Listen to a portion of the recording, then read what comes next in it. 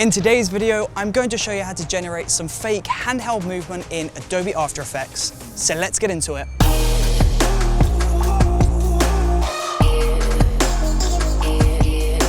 So once you've launched Adobe After Effects and you've imported your footage into the program, you need to go into the Effects tab and search for Wigglerama.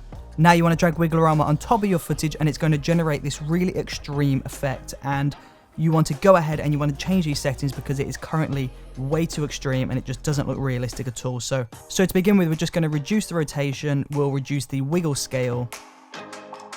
Now that is looking a lot better, but you can see the black border around the video, so we'll go into the video, we'll press S on the keyboard to launch scale, and inside of the scale we'll pull this up from 100 to around 110. Just get this to a value where you can't see the black border anymore.